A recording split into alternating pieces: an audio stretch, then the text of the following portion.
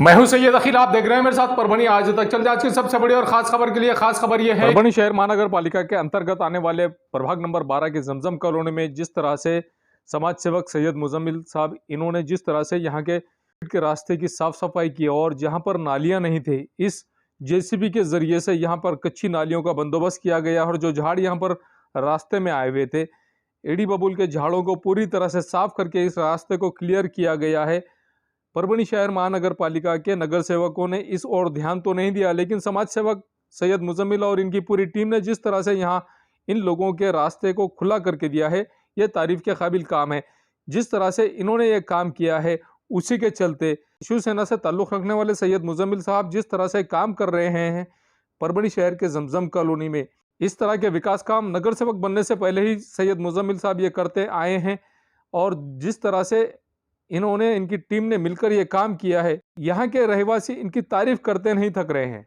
बारिश में जिस तरह से परभनी जिले में हाहाकार मचाया था, उसी के चलते परभनी शहर के जमजम कॉलोनी में और जमजम कॉलोनी के अलावा परभनी शहर के हर एरिया में जिस तरह से बारिश की वजह से लोगों का नुकसान हुआ था, अतिवृष्टि धारक जितने भी लोग थे, परभनी शहर के प्रभाग नंबर 16 के अतिवृष्टि धारक लोगों को पैसा न मिलने की वजह से, इन्हें इनका मानधन नहीं मिलने की वजह से आज परभनी के तहसील कार्यालय में ये लोग आए और यहाँ पर आने इनके साथ में नगर सेवक सचिन देशमुख, नगर सेवक फारूक बाबा और इनके साथ समाज पक्ष के सभी कार्यकर्ता पदाधिकारी इस वक्त मौजूद थे। इस वक्त इनके साथ में माजी नगर सेवक आहत खान भी इनके साथ में मौजूद थे। जिस तरह से इन्होंने अतिवृष्टि धारक लोगों को, जिन लोगों के अकाउंट में पैसे आना था 10,000 रुपये, हर एक व्यक्ति के, हर एक घर के अकाउंट में पैसे आना था, लेकिन प्रभाग नंबर 16 के जिस तरह से लोगों के, अतिवृष्टि धारक लोगों के अकाउंट में पैसे नहीं आए, उसी के चलते ये लोग आज परभनी के तहसील ऑफिस में आए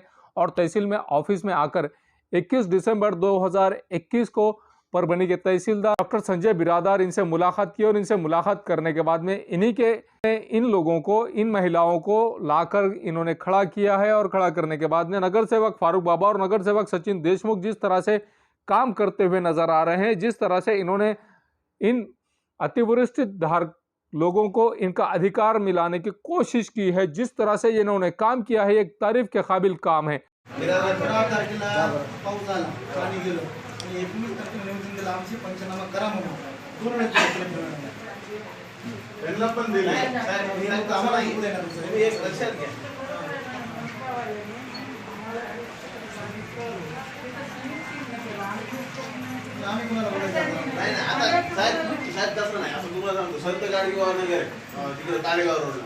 तिथं संपूर्ण एरियाचा सर्वे झाला, तिथं अजून 20 लोकांना भेटले, बाकी सगळ्यांना भेटले सर्वे। परभनी के सामाजिक वर्गीकरण के पूर्णा के एक मजदूर ने जिस तरह से इनकी मांगों को लेकर आज 20 दिसंबर 2021 से जिस तरह से ये अमरण उपोषण पर बैठे हैं अपनी विविध मांगनियों को लेकर, इनकी जो मांगनियां हैं, इनकी मांगनी कंप्लीट नहीं होने की वजह से ये मजदूर अपनी मांगनियों को लेकर अमरण उपोषण पर बैठे हैं।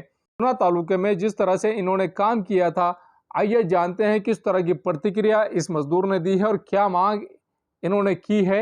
आइए जानते हैं खुद इन्हीं की जबानी। राम राम, नमस्कार। माझं नाव माधव काशीनाथ खंडारी, कंपोस्ट राहणार खंडेगाव, मी पूर्णा तालुका वन परिषद वन संरक्षण। आम्हाला गेल्या 2 महिन्यापासून काम चालू, रनिंगमध्ये चालू असता आम्हाला काम बंद आहे म्हणून असं परिपत्रकानुसार आम्हाला काढून टाकलेलं आहे।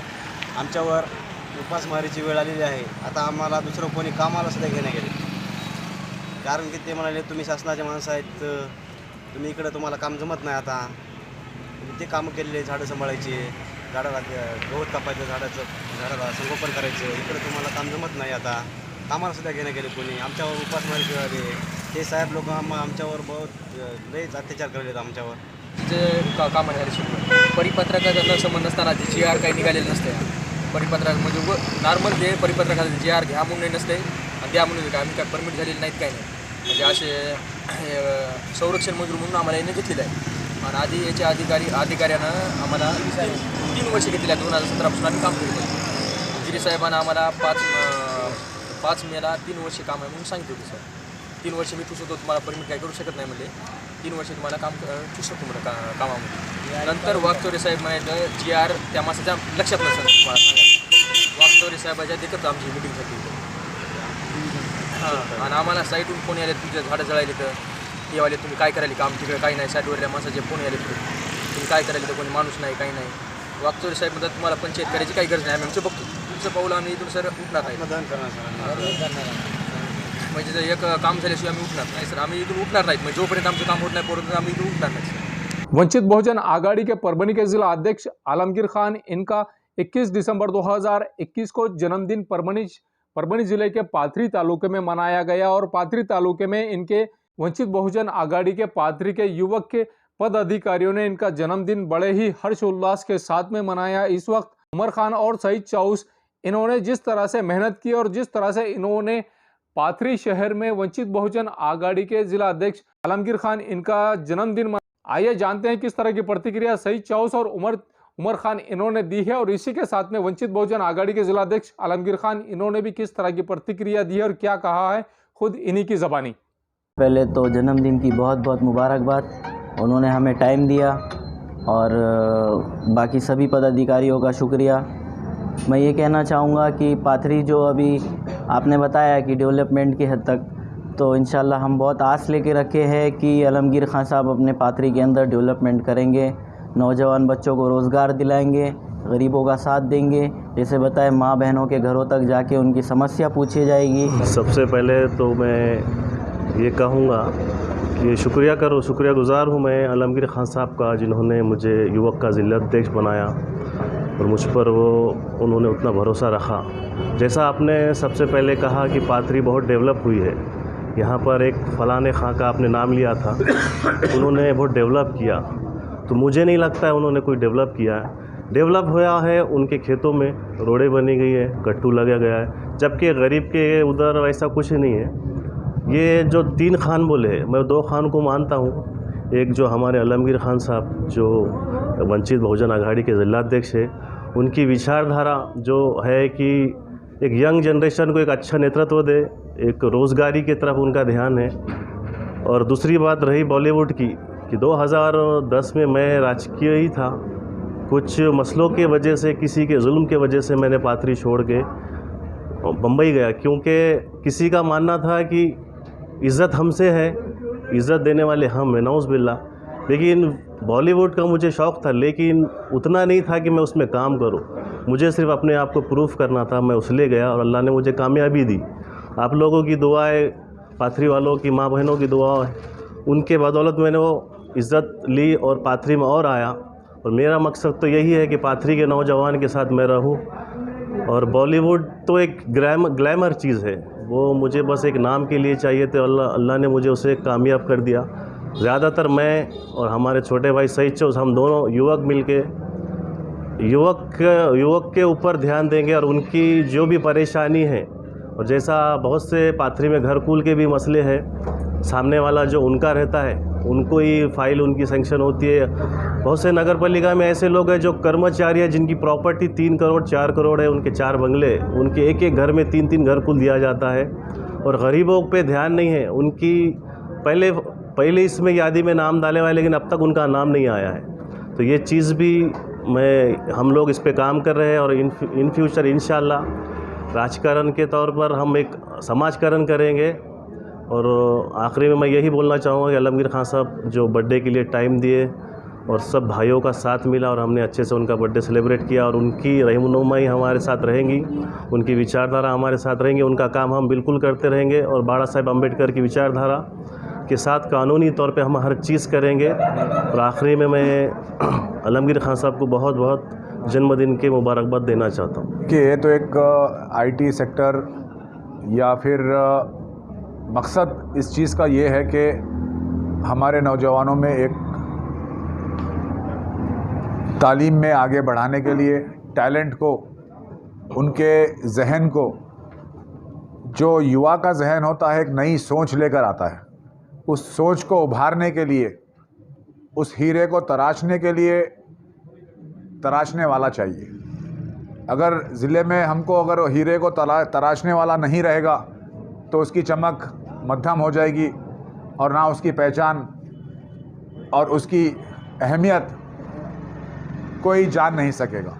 उसके लिए आपको ना ही सिर्फ आईटी सेक्टर, बल्कि हमारा ये एक रूरल ज़िला है और रूरल ज़िला होने के नाते मेरा यही कहना था कि सोशल मीडिया का आज का दौर, आज का ज़माना, हर एक व्यक्ति के हाथ में मोबाइल है, सोशल मीडिया से जुड़ा है और ये चीज़ किस तरह से डेवलप की जाती है, बनाई किस तरह से जाती है, उसका एक एग्ज़ाम्पल यही है कि एक टीनेजर जो कि अपने 20 साल की 19 साल की उम्र के अंदर एक सोच को लेकर आया था, वो सोच आज दुनिया के शक्तिशाली ताकतवर पैसे वाले लोगों में माना जाता है, जिसका नाम मार्क ज़करबर्ग है, जो फेसबुक का मालिक है आज।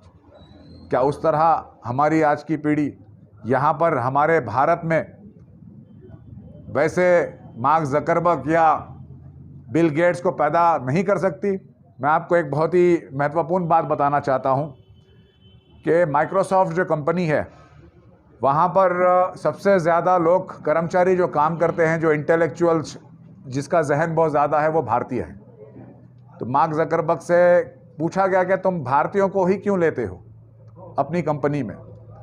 तो मार्क ज़करबर्ग ने ये चीज़, जनता के सामने ये बात नहीं है, मगर मैं आपको बताना चाहता हूँ कि बिल गेट्स ने ये कहा, अगर मैं ये लोग को नौकरी पर ना रखूँ तो हो सकता है कि एक दूसरा माइक्रोसॉफ्ट भारत में खड़ा हो जाए। इसीलिए ये लोगों को मैं नौकरी देकर वहाँ पर बुला लेता हूँ और उनको वहाँ पर मेरी कंपनी में व्यस्त रखता हूँ, ताकि ये लोग अपने तरीके से वहाँ पर एक दूसरा मेरा यानी कि कॉम्पिटिटर खड़ा ना कर दे। तो भारतीयों के पास बहुत ही ज़्यादा जहन है, लेकिन उनका नेतृत्व करने के लिए जो बैठे हुए आज माफिया के रूप में जो डकैत पहले घोड़ों पर डकैती करते थे, आज यही कोट छतरी डाल करके डकैती करते बैठ रहे हैं। इनको यहाँ से साफ करना होगा, तभी जाकर एक सही विकल्प और सही आपका विजनरी लीडर जब आप लोग चुनोगे, तभी आपके ज़िले का विकास हो पाएगा।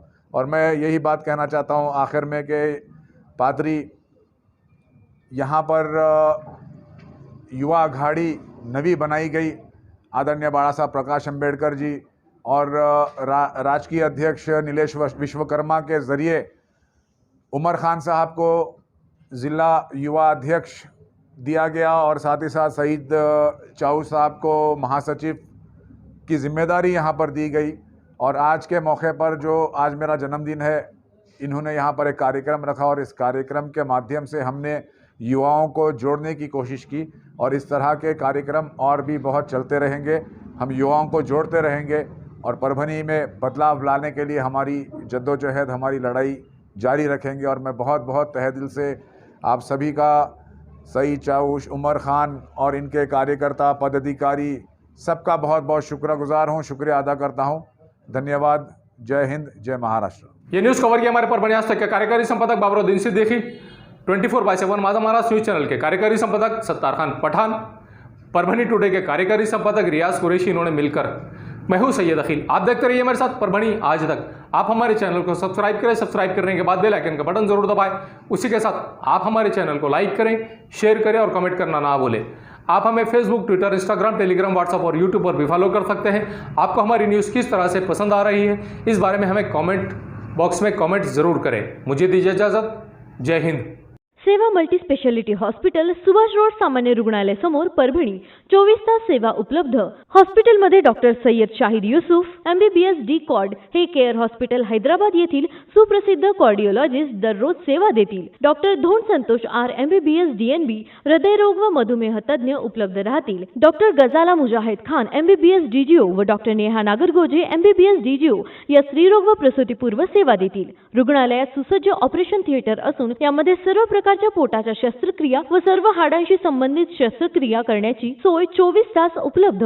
त्याचप्रमाणे मल्टी पॅरामोनिल व सेंट्रल ओटी लाईन याने सज्ज ICU सेवा। अधिक माहितीसाठी 7058646372। सेवा multi speciality hospital, Subhash road, सामान्य रुग्णालय समोर, परभणी। मिर्जा मेस, सुभेदार नगर, डिपो के पास, परभणी। अगर आप परभणी शहर में रहते हैं और घर के खाने का लुत्फ लेना है तो संपर्क जरूर करें मिर्जा में सुबेदार नगर डिपो के पास परभणी। घर पहुंच सेवा खाने के टिफिन के लिए जरूर संपर्क करें। मोबाइल क्रमांक 8830266947। एयर फिटर उड़ान पुल के पास अनुषा टैक्स के सामने गंगाखेड़ रोड परभणी 24 तास सेवा। अगर आपकी गाड़ी किसी भी जगह पर परभणी शहर के किसी की भी जगह पर पंक्चर हो रही है तो आप टेंशन ना लें, ये नंबर पर फ़ोन करें। 24 घंटे सेवा उपलब्ध है। सैयद शकील, सैयद इस्माइल, संपर्क ज़रूर करें। समीर टेंट हाउस, कुदरती कॉर्नर, कादराबाद प्लॉट, परभणी। हमारे पास तरह के प्रोग्राम के लिए सामान किराए पर मिलेगा। शादी, एंगेजमेंट, चिल्ला जैसे सभी प्रोग्राम के लिए संपर्क करें। सैयद मुज्जमिल, मोबाइल क्रमांक 9766683126। मोहम्मद अकबर का Janata aluminium, Padola colony, Subedar Nagar, Dargah road, Parbhani. हमारे पास aluminium partition, sliding windows, glass work, composite panel, aluminium doors, cupboards तैयार और फिट करके सबसे कम कीमत में मिलेंगे। एक बार संपर्क जरूर करें। मोहम्मद अकबर, मोबाइल क्रमांक 9890232128। SBS इंग्लिश स्पीकिंग क्लासेस, मासूम कॉलोनी, दरगाह रोड, परभणी।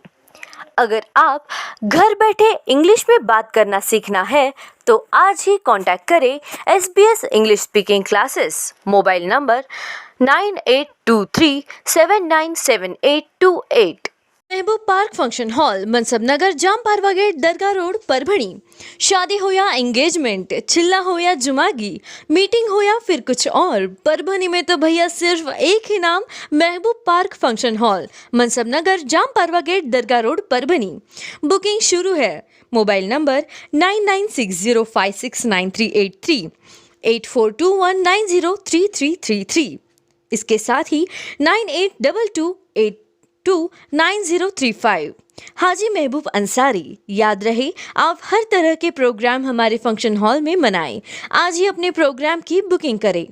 क्वालिटी की तलाश यहाँ खत्म। King of belts, Shaniwar Bazaar के पास, Nanalpeth corner, Parbhani. Ladies purse, school bag, original leather belt, कमर belt, wallet, body spray, perfume और भी बहुत कुछ। एक बार जरूर आए।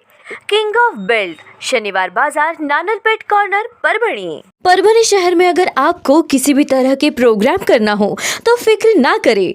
फा फंक्शन हॉल, दरगाह के सामने, हजरत सैयद शाह तुराबुल हक दरगाह के पास, परभणी। बहुत ही कम दामों में बुकिंग के लिए आज ही संपर्क करें। शेख साजिद 9850237549। इसी के साथ शेख फाजिद 9970463928। आपके घर में शादी हो या जुमागी, चिल्ला हो या कुछ और, फा फंक्शन हॉल आपके लिए। एक बार जरूर आए।